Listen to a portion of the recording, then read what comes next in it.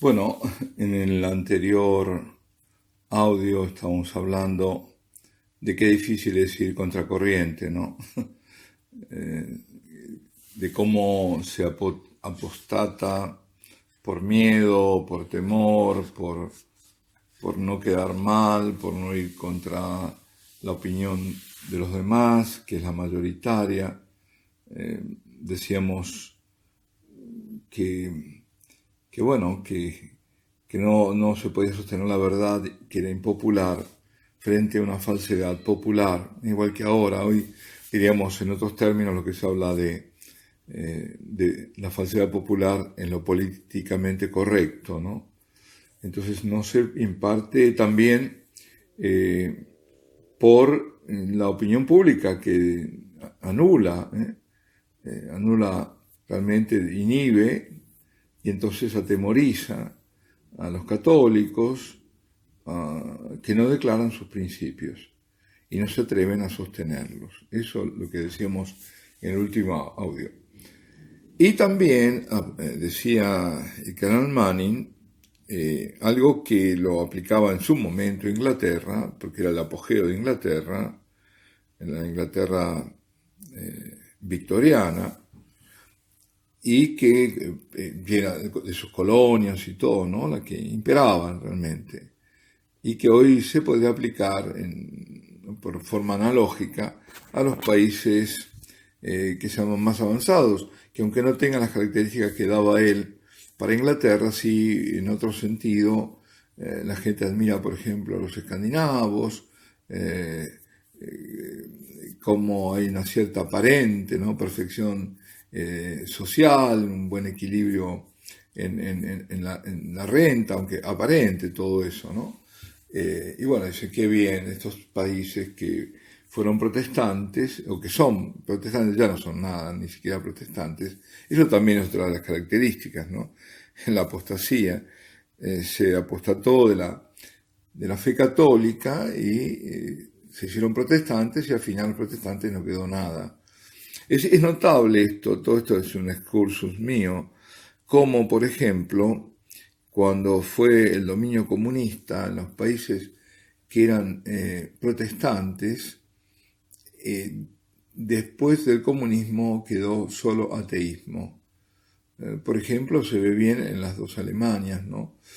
La Alemania oriental y la Alemania occidental, donde ahí quedó en la Alemania occidental lo católico, y eso no se perdió, sí se disminuyó, sí, sensiblemente la fe, pero no se perdió totalmente. En cambio, donde fue protestante no quedó nada. Pues bien, él dice que al final los católicos se vuelven admiradores y cultores de la prosperidad material de los países protestantes, dice. Por ejemplo, ven el comercio, ven las industrias, la agricultura, el capital, la tecnología, llamada la ciencia práctica, ¿no? Los ejércitos irresistibles, dice, ¿no? En ese momento, es decir, el poder de la fuerza del ejército y las flotas que cubren los mares, y terminan adorando, diciendo, nada es tan grande como este gran país, la Inglaterra protestante. Y así dejan la fe, su fe, y se vuelven materialistas, en busca de la riqueza del poder de este mundo, deslumbrados y dominados por la grandeza de un país que desechó su fidelidad a la Iglesia. Y entonces dice ahora, el último resultado, ¿cuál es de todo esto? Una persecución. Dice, la cual no intentaré describir. Es suficiente recordarles las palabras de nuestro divino Maestro. Un hermano entregará a la muerte al otro hermano. Algo así. Por ejemplo, dice Marcos 13:12. Será una persecución en la que nadie dejará de lado a su vecino. Un poco, digamos, todos contra todos, ¿no? En los que los poderes del mundo causarán estragos a la Iglesia de Dios en una revancha, en una venganza, tal como el mundo nunca la había antes conocido. La palabra de Dios nos dice que hacia el fin de los tiempos, el poder de este mundo se volverá tan irresistible, tan imposible de resistir, y tan triunfante que la Iglesia de Dios se hundirá bajo su mano. La Iglesia no recibirá ya más la ayuda de emperadores o de reyes o de príncipes o de las legislaturas o naciones o pueblos para resistir el poder de su enemigo.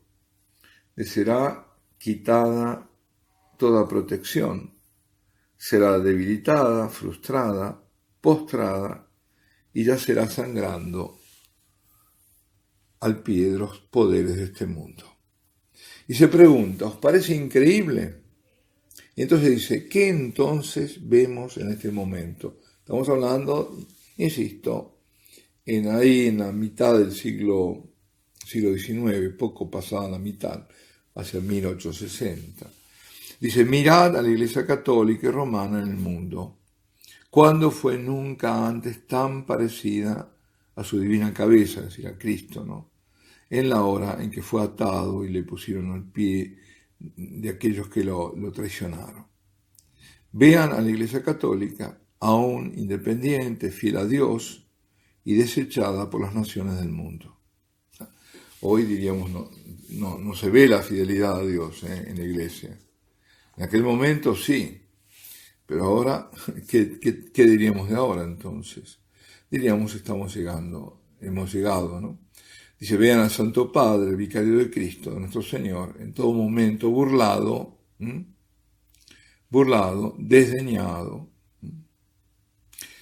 traicionado, abandonado, robado de lo suyo, despojado, ¿no? Y aun aquellos que lo defendían o lo defendieron, asesinados. Eso lo vemos también, lo podemos proyectar a este tiempo. Y el ensañamiento, por ejemplo, ensañamiento contra el Papa Benedicto, ya antes, ¿no? El cardenal Panzer y después, que eran, qué sé yo, las cosas, las calumnias tras calumnias, como por ejemplo decir que no hizo nada contra la pedofilia y contra el abuso sexual, todo lo contrario, absolutamente lo contrario, pero bueno, la gente se traga todo lo que la prensa le hace creer. Y ahora ese film canalla de los dos papas, con un propósito bien firme, ¿no? De denostar totalmente todo lo que ha hecho Benedicto. ¿Y por qué? Uno se pregunta si ya aparentemente él no está, ¿será porque es aparentemente y lo sabe? Hay varias preguntas para hacerse, ¿no? ¿Por qué una persona que ya está anciana y todo, esa hazaña?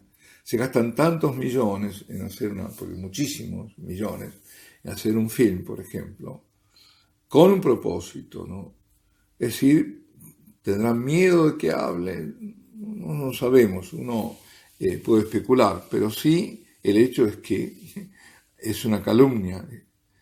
Y decía también el cardenal Manning, cuando, pregunto, dice, estuvo la Iglesia de Dios antes en una condición más débil, en un estado más frágil a los ojos de los hombres y en su orden natural que ahora. Es decir, humanamente hablando, la Iglesia puede, como el Señor, ¿no?, parecer que es totalmente débil, indefensa, pero tiene todo el poder de Dios. Por eso dice en el orden natural, no en el orden sobrenatural. Y pregunto, dice, ¿de dónde le vendrá su liberación? Dice, ¿hay en la tierra algún poder que intervenga? ¿Algún rey, príncipe o potentado que tenga el poder para interponer su voluntad o su espada para proteger a la Iglesia? Y se responde, ni uno, ni uno. Y fue predicho que así sería. Ni necesario, dice, deseamos, porque la voluntad de Dios parece ser otra. Pero hay un poder sí que destruirá todos los enemigos. Hay una persona que descompondrá y los aplastará haciéndolos como el polvo de la era de verano a los enemigos de la Iglesia. Nosotros diríamos, los hará polvo, ¿no? Porque Él es quien aniquilará a sus enemigos con el aliento de su boca y los destruirá con el resplandor de su venida. Evidentemente se refiere al Señor en su venida gloriosa, ¿no? Parece, dice, como que el Hijo de Dios fuera celoso, dejando a otro vindicar su autoridad, es decir, no lo deja, es decir, es él, como diciendo, a mí me lo han hecho, yo voy a responder, ¿no? Un poco así, ¿no?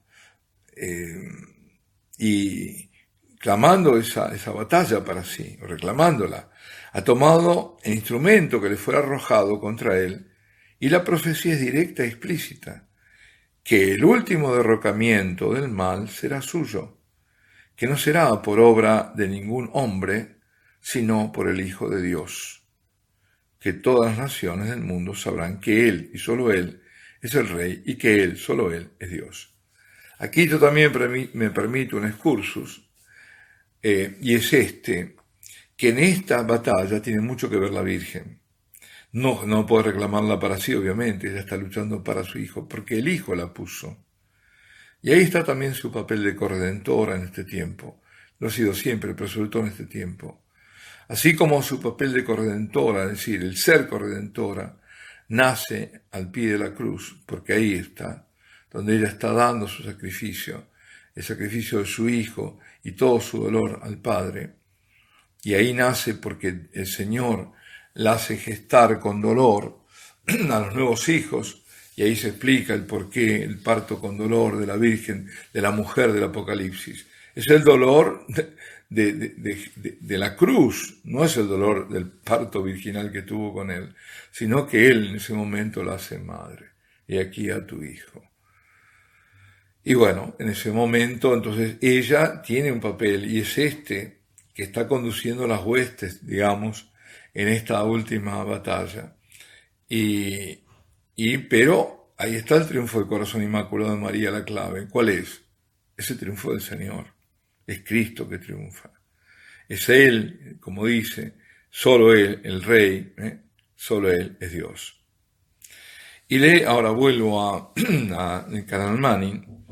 Leemos en Apocalipsis, en el capítulo 18, en los versículos 7 y 8, de la ciudad de Roma, que dijo en el orgullo de su corazón, estoy sentada como una reina, no soy viuda y no veré duelo nunca. Por eso en un solo día vendrán todas sus plagas, muerte, duelo y hambre, y será consumida por el fuego, porque es poderoso el Señor que la condena. Algunos de los mayores escritores de la Iglesia nos dicen que con toda probabilidad, en el último derrocamiento de los enemigos de Dios, la misma ciudad de Roma será destruida. Será por segunda vez castigada por Dios Todopoderoso, como lo fue al comienzo. No hubo nunca una destrucción en la tierra comparable a la Roma de la antigüedad. Y bueno, aquí nos detenemos. Alabado sea Jesucristo, sea por siempre bendito y alabado. Pero antes, perdón, vamos a aclarar algo, porque si no todo esto es un panorama tremendo, pero no olvidemos las palabras. Es decir, que nosotros la victoria tenemos que apropiarnos de esa victoria, que es la victoria de Cristo. Así que ánimo, que todo esto que estamos comentando nos sirva para iluminarnos sobre el tiempo que vivimos, pero no para aplastarnos, todo lo contrario. Cuando vean que estas cosas ocurren, vean estos signos, dice el Señor, alzad la cabeza y alegraos. Bueno, ahora sí, bendito sea Dios.